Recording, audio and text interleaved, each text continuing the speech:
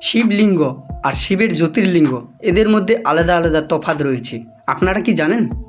শিব পুরাণ অনুসারে শিবলিঙ্গ সাধারণত ভগবান শিবের প্রতীক। শিবের জ্যোতির্লিঙ্গ শাস্ত্র অনুসারে এই 12টি জ্যোতির্লিঙ্গে ভগবান শিব জ্যোতির্রূপে আবির্ভূত রয়েছে।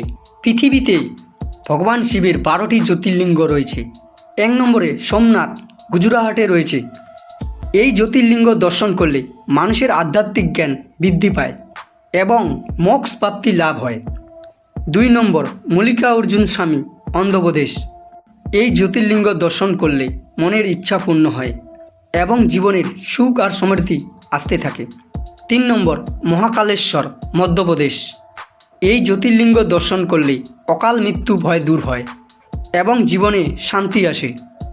4 নম্বর ওঙ্কারেশ্বর, মধ্যপ্রদেশে রয়েছে। এই জ্যোতির্লিঙ্গ দর্শন করলে মনের সমস্ত কামনা পূর্ণ হয় এবং আধ্যাত্মিক উন্নতি লাভ হয়। 5 নম্বর বৈদ্যনাথ, ঝাড়খণ্ড। এই জ্যোতির্লিঙ্গ দর্শন করলে রোগ থেকে মুক্তি পাওয়া যায় এবং সুস্বাস্থ্য লাভ হয়। 6 নম্বর ভীমাশঙ্কর, মহারাষ্ট্র।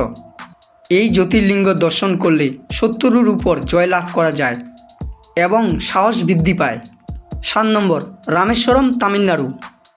এই জ্যোতির্লিঙ্গের দর্শন করলে পাপ থেকে মুক্তি পাওয়া যায় এবং জীবনে শান্তি আসে। 8 নম্বর নাগেশ্বর, গুজরাট। এই জ্যোতির্লিঙ্গ দর্শন করলে বিষাক্ত প্রাণীর ভয় দূর হয়। 9 নম্বর কাশী বিশ্বনাথ, উত্তরপ্রদেশ। এই জ্যোতির্লিঙ্গ দর্শন করলে জ্ঞান লাভ হয় এবং মোক্ষ প্রাপ্তি পাওয়া যায়। 10 নম্বর ত্রয়ম্বকেশ্বর, মহারাষ্ট্র। এই জ্যোতির্লিঙ্গ দর্শন করলে পূর্বপুরুষের আত্মা শান্তি পায় এবং জীবনে সুখ সমৃদ্ধি আসে। 11 নম্বর কেদারনাথ, উত্তরাখণ্ড। এই জ্যোতির্লিঙ্গ দর্শন করলে সকল দুঃখ দূর হয় এবং মোক্ষ প্রাপ্তি লাভ হয়। 12 নম্বর কৃষ্ণেশ্বর, মহারাষ্ট্র। এই জ্যোতির্লিঙ্গ দর্শন করলে সন্তান লাভ হয় এবং পরিবারের সুখ শান্তি বৃদ্ধি পায়। এই 12টি ছিল শিবের 12টি জ্যোতির্লিঙ্গ। যদি আপনারা সমস্ত 12টি জ্যোতির্লিঙ্গ দর্শন করে ফেলেন তবে আপনার সমস্ত পাপ থেকে মুক্তি পাবেন এবং মোক্ষ প্রাপ্তি লাভ হবে। এ কথা আমি বলতেছি না, শাস্ত্র বলতেছে। ওং নমঃ শিবায়, হর হর মহাদেব।